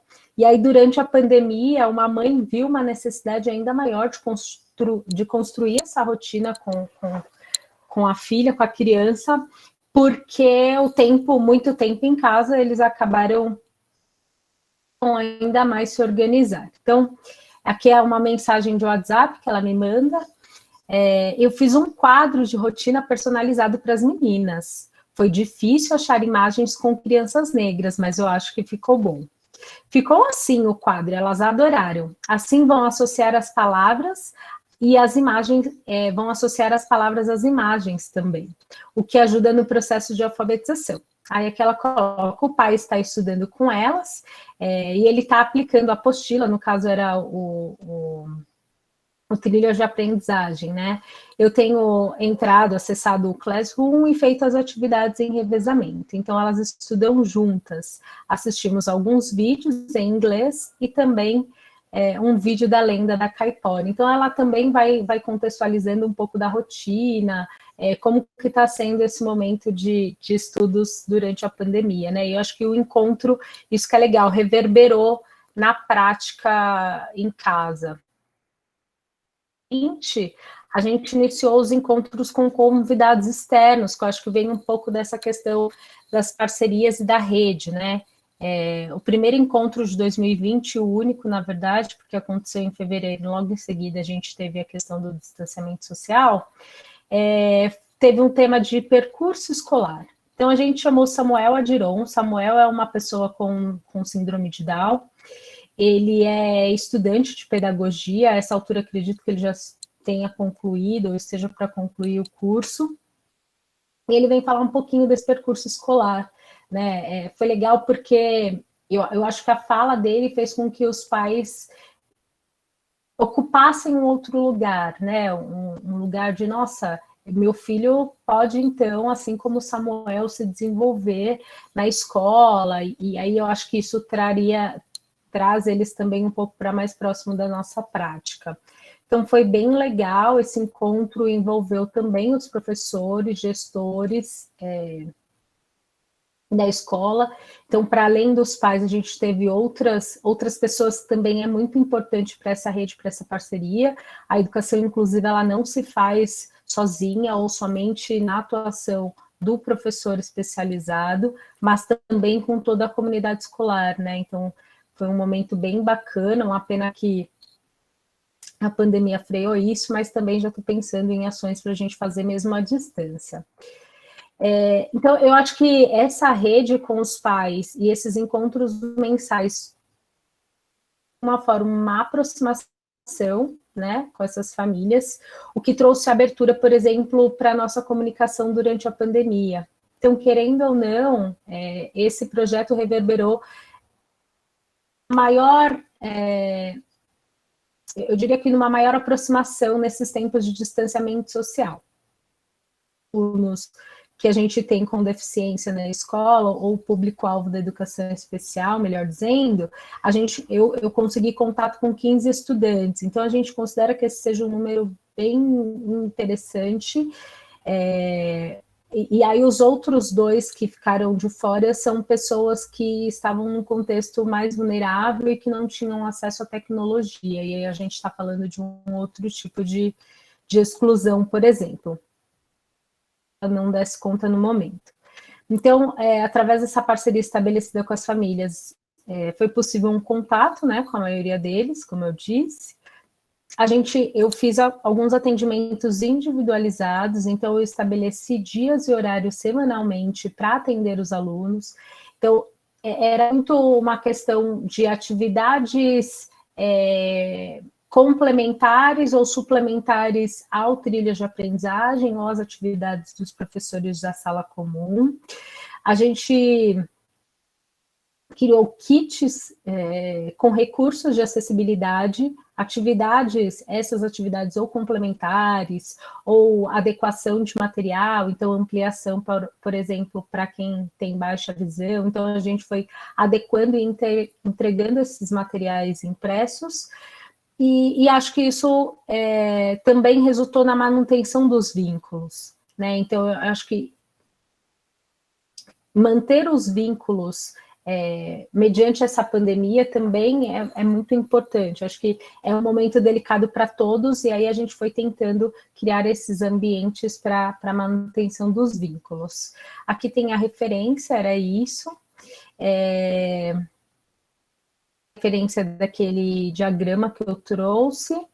E aqui a gente tem algumas imagens dos pais, tem imagens assistindo aos vídeos. E aí é legal que depois da gente abordar um determinado tema, a gente ia discutindo e tinha um momento de escuta para todos. Era legal porque os pais também eram solidários com as causas, eles se identificavam, então isso é bem legal. Vou parar minha apresentação, tá? Peço desculpa caso eu tenha me alongado, espero que vocês tenham gostado. Tá ótimo, super, super obrigada, Amanda. Passa a palavra para a Gunga para depois a gente fazer o fechamento. Bom, Amanda, eu preciso te dizer, eu já disse ali nos bastidores, mas eu vou dizer de novo, que eu conheço a sua escola e sei que é uma escola inclusiva por excelência, que tem o privilégio de ser composta por um grupo muito diverso de alunos, uma vez que acolhe muitos alunos imigrantes, sobretudo da América Latina, o que já rendeu um merecido prêmio Professor Nota 10 da Fundação Vitor Tibita. Ali, eu sei que a diversidade não é um problema, sequer um desafio, é uma condição para a existência de qualquer agrupamento com mais de uma pessoa, e o mais importante instrumento de trabalho de quem deseja educar. Na verdade, acredite, eu juro que eu ia oferecer a você e ao seu trabalho a citação do Boaventura de Souza Santos que você faz ao final da sua apresentação. Mas você chegou primeiro, então, mas você não quer falar essa citação? Você não tem ela aí? Eu não estou com ela. Peraí, deixa eu ver se eu tenho outra apresentação. Não, eu tenho, então. Eu vou falar, mas assim, faz de conta que é a Amanda que está falando, porque é muito bacana e muito bem escolhida. Eu uso sempre ela e é muito linda. Ele diz: temos o direito de ser iguais quando a nossa diferença nos inferioriza, e temos o direito de ser diferentes quando a nossa igualdade nos descaracteriza. Daí a necessidade de uma igualdade que reconheça as diferenças e de uma diferença que não produza, alimente ou reproduza as desigualdades. Parabéns pela sua escolha, Sandra, entre outras coisas, tá? Bom, mas eu escolhi aqui uma citação da Elaine Milman, que é uma autora de Porto Alegre e que contribuiu muito com a minha formação. Ela diz assim: a educação inclusiva não se sustenta apenas pela criação de uma lei que a regulamenta. Sua força se dá na medida em que provoca um deslocamento da nossa posição na linguagem, afetando atos e práticas, produzindo um lugar para o outro, mesmo antes de seu nascimento. Falar o outro tem, assim, um e não pragmático. Né? Eu acho que essa citação tem tudo a ver com o trabalho que você fez. Vejo no seu relato, com toda clareza, um movimento de deslocamento, sim. Quase que a criação de uma força-tarefa para fazer com que os alunos em situação de inclusão se afastem daquele lugar de crianças deficientes, diferentes, de inclusão, com necessidades especiais, para ocupar o espaço que lhes cabe por direito, de aluno, simples assim. Tenho a impressão de que a sua sala e seu trabalho devem quebrar um pouco aquela imagem que a gente costuma ter da sala de AEE. Uma sala quase sempre lá no fundo da escola, fechada, exclusiva. A gente sabe que, segundo a nossa Convenção dos Direitos da Pessoa com Deficiência, pessoas com deficiência são aquelas que têm impedimento de longo prazo de natureza física, mental, intelectual ou sensorial, os quais, em interação com diversas barreiras, podem obstruir sua participação plena e efetiva na sociedade. Portanto, eu perdi aqui os meus papéis, mas peraí que eu já acho eles rapidinho. Ai, meu Deus.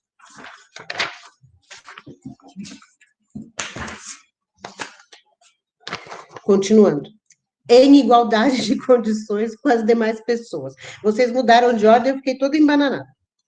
Sendo assim, uma pessoa ou um aluno não é de inclusão e nem diferente de ninguém, mas se encontra em situação desvantajosa ou em situação de inclusão, a depender da quantidade de barreiras que ela precisa enfrentar para viver e aprender na escola.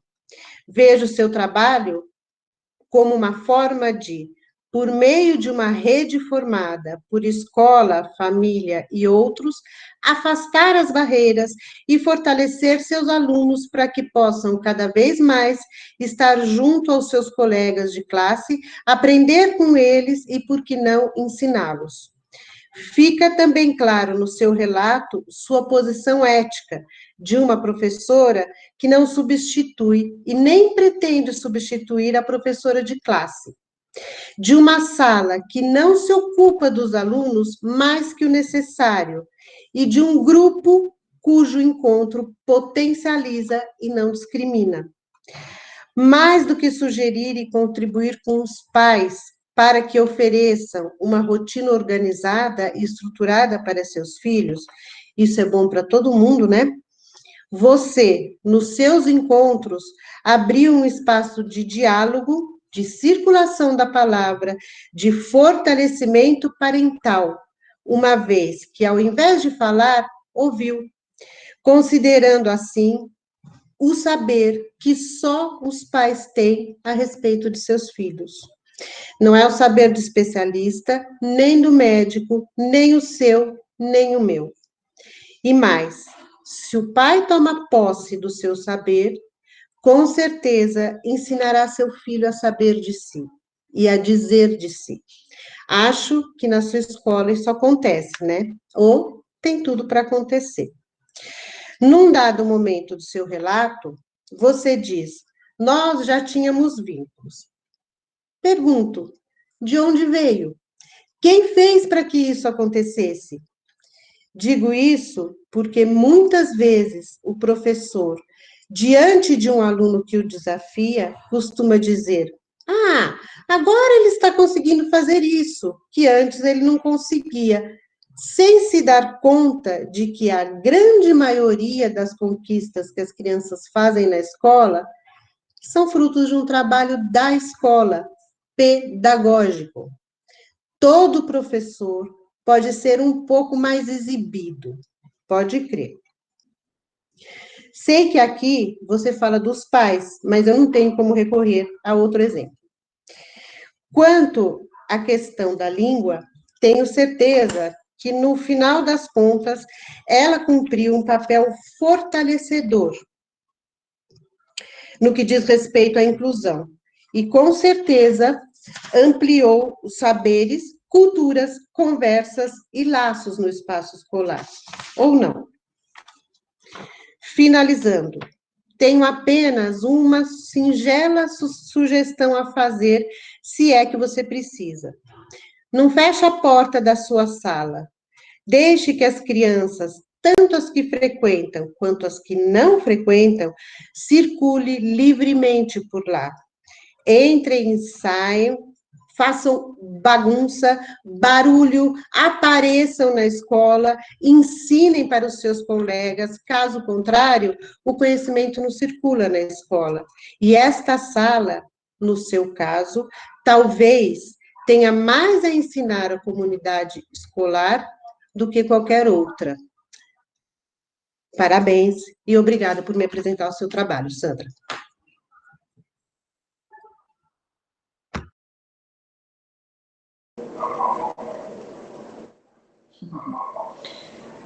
Uau, muito legal.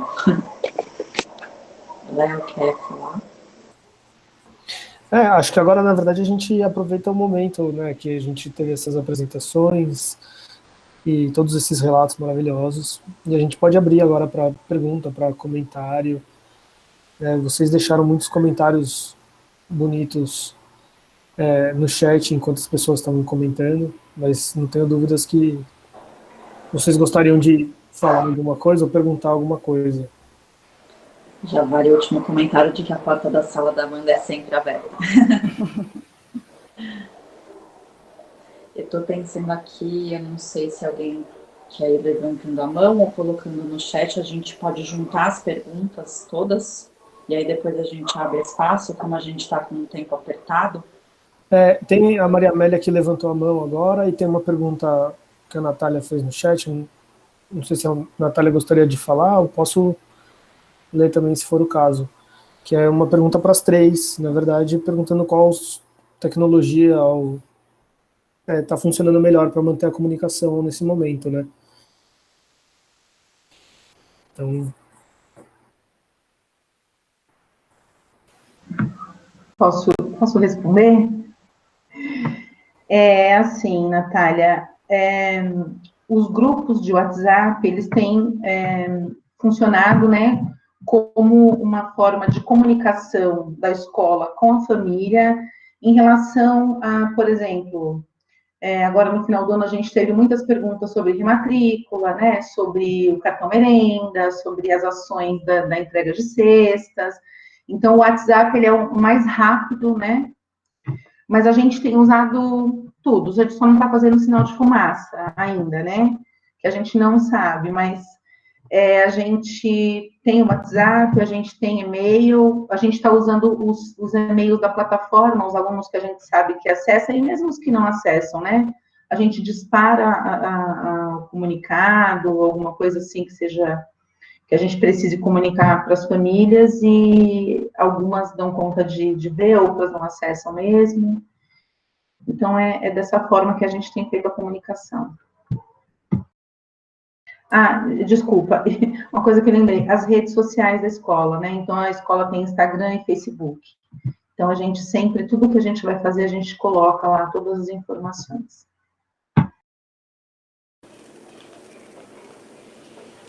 Amanda, você quer completar? Posso completar. Eu acho que é isso, tem variado, né? A gente vai tentando, acho que cada família... Isso foi uma coisa que aconteceu, a gente foi sondando, na verdade, o que era melhor para cada família também lá na escola. Então, há famílias em que o acesso é via WhatsApp, há famílias em que usam Facebook, né? Tem uma questão bem legal, acho que a gente está também numa região bem vulnerável, só para contextualizar, numa questão social mesmo. Então, o Facebook e o WhatsApp são plataformas que os dados móveis não são consumidos, né? Então as famílias conseguem acessar mais facilmente. O Classroom, a gente não teve uma devolutiva muito grande, eram poucos alunos, mas quem tem acesso mesmo, quem tem uma estrutura tanto de aparelhos mesmo, né, celular ou tablet e computadores, quanto quem tem uma boa internet, porque ele também é bem pesado para carregar. Eu acho que é isso. Obrigado, Amanda. Fabi, você quer falar, Fabi? Acho que você está com o microfone aberto, mas a gente não consegue te ouvir.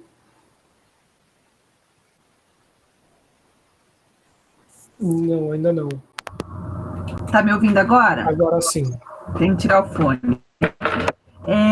Eu venho falar em nome da EMEI Afonso Sardinha. A Sandra teve que sair e ela pediu para eu ficar aqui meio que se precisasse, né? sobre essa questão da comunicação. Como nós atendemos crianças muito pequenas, a educação infantil, na total dependência dos familiares. E nós percebemos no ano passado que talvez tinha faltado a gente conseguir fazer um trabalho com essas famílias, da importância de fazer intermediar essa relação. E esse ano a gente já começou diferente. A gente fez uma reunião com quem optou por ficar no acesso remoto.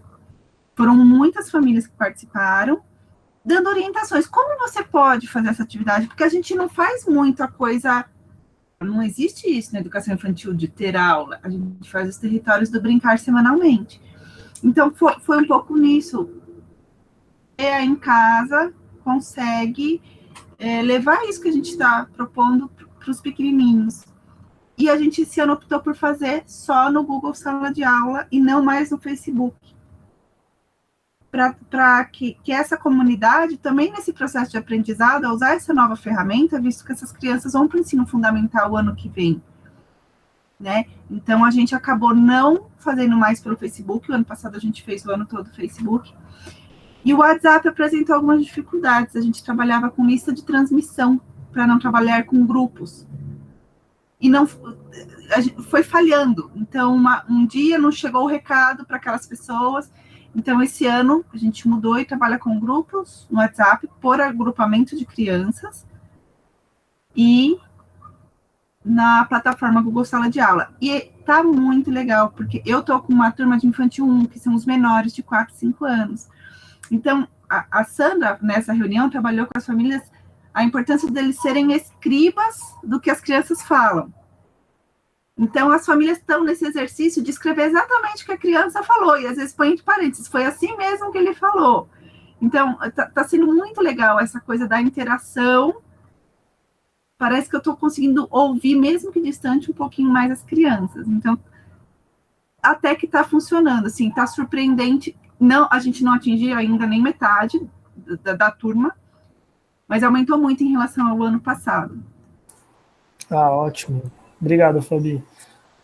Maria Amélia? Bom, boa noite. Eu, na verdade, vou fazer alguns comentários, mais do que uma pergunta. O principal comentário que eu quero fazer... Bom, primeiro, eu quero agradecer a todos vocês em nome do Instituto, né?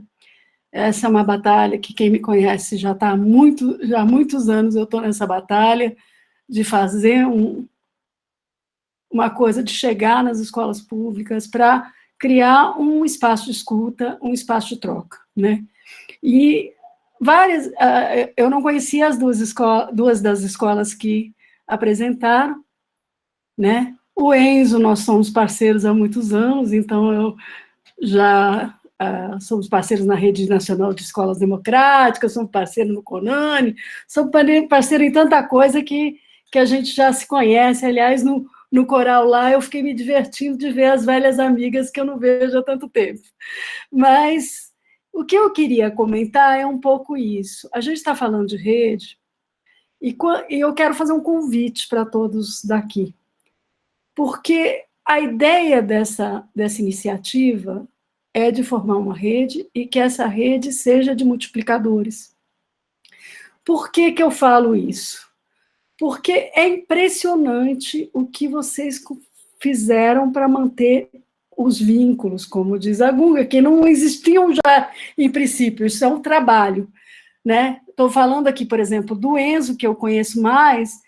É uma coisa chocante entrar no Enzo. O bairro está lá, as outras escolas estão lá. Tem uma mobilização ali. O trabalho que se fez de pensar o projeto político-pedagógico, eu sou fã de carteirinha, né? E é um trabalho muito antigo. Agora, eu sempre sinto uma coisa, que a Marcele está por aí, mas ela já ouviu 30 vezes, que é assim, como é que a gente faz para um pouco pegar esse pessoal que já faz isso, que já acredita em rede, que já chega nas famílias, que acha que todo mundo tem que fazer junto, e essas pessoas contagiar outras escolas que ainda estão numa visão de que eu faço meu trabalho aqui, eu já tenho encrenca demais para coisa, né? Porque tem essa visão na escola, não só pública, na privada também tem, né? Eu já tenho encrenca suficiente, por que eu vou me meter em mais? Por que eu vou conversar com o vizinho, né? Então, o que eu convido vocês, né, que já são especialistas em criar redes, né? Achei lindo, por exemplo, toda a discussão das UBSs que apareceu, toda a discussão, a família claramente, mas outras chegadas, os ex-alunos, a cultura local e tudo isso, o território, né? Como é que a gente, que já está nessa viagem, né, de ouvir, de estabelecer redes, contagia mais gente, né? Contagia escolas que estão num estágio diferente de conversa, né? E é um pouco isso que a plataforma, que a ideia de ampliar, de trazer de um outro jeito, de chamar vocês para serem multiplicadores dessa ideia para outras escolas e outros parceiros, né? Então, mais do que fazer alguma pergunta ou algum comentário mais inteligente, eu quero trazer para vocês a minha emoção de estar aqui criando uma rede, né, com vocês. E que vocês contem com o que puder da gente, dos recursos que a gente tiver, né? Eu acho muito incrível que a vida que vai criando essas redes, né? Então, de repente, eu estou aqui com a Gunga, que é amiga literalmente, de infância, de vida inteira, né, Gunga? Licença, Gunga, para falar isso, certo? Amigas de infância mesmo, e, ao mesmo tempo, um monte de gente que a gente já se cruzou aí por N espaços. Mas, ao mesmo tempo que eu falo isso, é gostoso essa sensação do reconhecimento, é porque ainda nós somos poucos. Quando na Conani o povo fica falando, porque não sei o quê, que delícia, eu falo, gente, nós somos meia dúzia que nos conhecemos há anos, somos sempre os mesmos, olhamos para a cara eu já almocei com todas vocês, então não vale, tem que ampliar, né? Tem que levar isso para outros lugares, e é esse o convite que eu faço. Muito obrigado por tudo, muito obrigado pelos lindos relatos e pela força que vocês tiveram para manter a coisa acontecendo nesse ano que não foi nada fácil.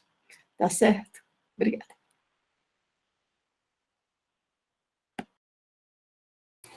Obrigado, Maria.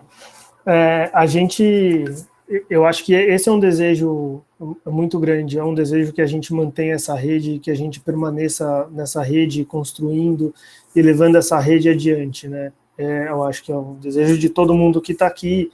Eu sempre falo, a Amanda sempre esteve nos meus grupos, ela já ouviu várias vezes eu falar que não é acaso que está todo mundo aqui numa terça-feira, às 8h50 da noite, discutindo isso. É porque a gente se importa, é porque a gente gosta, é porque a gente luta para isso, né? Eu acho que a nossa intenção é que isso permaneça, isso aumente e a gente alcance cada vez mais pessoas com isso. Eu aproveito, então, também toda a fala da Maria Amélia. Acho que é importante a gente colocar para vocês o site, né, que foi tudo que a gente conseguiu em cima desse projeto, que a gente conseguiu construir. Então, ali a gente tem todos os relatos de experiências de outros professores e tem os registros dos nossos encontros, de todo o trabalho que a gente teve ao longo desse projeto. Então, eu vou deixar aqui também no chat. Acho que a Gunga também quer falar, Gunga? Por favor. Não, mas eu não quero te interromper. Não, imagina, eu também posso ficar falando aqui muito tempo. Pois eu tenho esse problema. Mas, não, eu queria falar muito rapidamente, né, a respeito, né, isso que a Memeia falou, né, da rede, da criação da rede, da escola vizinha, por que a gente não vai? Eu acho que tem só duas coisas, juro por Deus. Primeiro, é que, assim, é muito bacana a gente compartilhar essas experiências, mas eu tenho certeza que essas experiências são fruto de muito erro, né? De muito erro. Então, eu acho bacana a gente compartilhar erros, né? Não é só a experiência pronta, né? Porque é no fazer, a coisa é o processo, a gente está vendo aqui um produto de um processo bacana, mas o trabalho está no processo, está no desencontro, né? No encontro e no desencontro também. Então, quando eu falo, vai no vizinho, fala assim, cara, eu não sei o que fazer com aquele. É assim que as coisas acontecem, é papo de professor, né?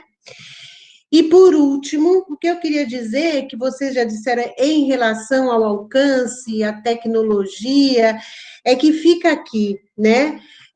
Depois de tudo isso que a gente ouviu, que eu, né, enfim, também me emociono, mas tem sempre um lado difícil, que é assim, eu lembro quando a gente fazia aí o Respeitar é Preciso, era muito legal a gente ver as avaliações, né? Ai, que legal, tá dando certo. Aí, quando a gente via que a gente estava trabalhando com 30 escolas, falava, mas são 1.490, né? Isso é muito sério, né? Então, eu acho que vale a pena também, né? Uma coisa que eu deixo aqui é a gente pensar, tem alguém que está de fora, né? E o meu, se é que eu posso fazer um convite aqui, o meu convite é esse. Sempre tem alguém que está de fora, e nesse caso, infelizmente, alguém, né? Então, é para pensar nisso. Obrigada. Não falo mais. Pronto, acabei. Obrigado, Gunga. Eu acho que o momento é desse, da gente poder se fortalecer, como você falou, Gunga, tentar trazer o máximo de pessoas e sempre lembrar de quem está colocado de fora, para a gente poder incluir ao máximo. Afinal, toda a nossa conversa foi nesse sentido, para a gente tentar incluir a todos. E é esse, eu acho que, o nosso objetivo. Acho que dentro desse objetivo também, eu sei que eu estou colocando coisas no chat, eu acho que é importante colocar também, porque a gente tem um formulário para, caso vocês tenham interesse e queiram continuar e permanecer, né, já que a gente tem essa possibilidade de, quem sabe, continuar esse projeto e manter esse projeto e expandir essa rede, conseguir alcançar mais pessoas, eu acho que é importante a gente colocar esse formulário para vocês, para quem tiver interesse, puder e quiser se inscrever para receber depois mais informações de como a gente for caminhar e de como a gente for elaborar esse novo grupo, esse novo projeto. Então, acho que é importante para vocês também poderem passar adiante e apresentarem para outras pessoas que também queiram fazer parte do projeto, que eu acho que sempre quanto mais pessoas envolvidas, que nem a Gunga falou, mais pessoas vão estar fazendo parte, a gente vai conseguir incluir a todos, né, como era para ser, desde o início. É isso, eu acho que agradeço de novo a Gunga, agradeço a Simone, agradeço a Amanda, a Silvia, caso alguém queira ainda falar alguma coisa, poder fazer uma última fala, deixo à vontade. Agradeço, obrigado por todo mundo estar aqui presente. Eu que agradeço e parabéns a todos. Aliás, né, fica a fala da Gunga, que o espaço que lhes cabe por direito, né, do aluno, de aluno. Exato. É isso aí. Simone, quer falar? Eu quero, sim. Eu quero agradecer, né, a todos e todas, né, por terem escutado, né, por terem partilhado também, né, suas histórias. É muito importante que a gente faça essa troca. É muito bom a gente ouvir também, né, que a gente está no caminho certo, né, porque é um caminho cheio de dúvidas, né, é um caminho cheio de erros e acertos, e é muito importante a gente ter a gente compartilhar e a gente saber de outros educadores, né? Olha, né, isso é legal, isso não é legal, né? Hoje, e das famílias, porque hoje eu estava conversando num grupo das famílias e fiz exatamente essa fala, que é importante que a gente saiba o que as famílias esperam e pensam da escola, porque é uma troca, né? E a gente vai construindo junto. E eu vou compartilhar aqui com vocês também um trabalho que a gente fez na escola, que foi um trabalho de registro dessa caminhada. Nós fizemos roteiros de estudos para os estudantes, né, dos eixos, e fizemos também um registro que a gente chamou de revista do PEA, né, que PEA é um espaço que a gente tem nas escolas da prefeitura de troca, de estudo. Então, nós fizemos esse registro e eu gostaria de compartilhar o link aqui com vocês, para que vocês possam também dar uma olhada, porque também pode servir de inspiração para outros educadores e educadoras. Muito obrigada. Obrigado, Simone. Obrigada. Vou só agradecer também, então, espero não ter passado na frente de alguém, dizer que, Gunga, me emocionou demais a sua fala. Muito obrigada pela mediação, foi demais. Silvia, também obrigada, e a todos presentes. Espero, enfim, ter contemplado todos com a minha fala. Muito bom, pessoal. Muito obrigado. Obrigado por todos estarem presentes. E acho que é isso. Boa noite agora. Espero que a gente se veja em breve. Obrigada. Boa noite, obrigada. Precisa ficar com aquele gostinho de quero mais, eu acho que... É isso. Obrigada. Acho que é Parabéns a todas as educadoras. Obrigada. Parabéns a todas. Obrigada, boa noite. Boa noite. Boa noite, pessoal.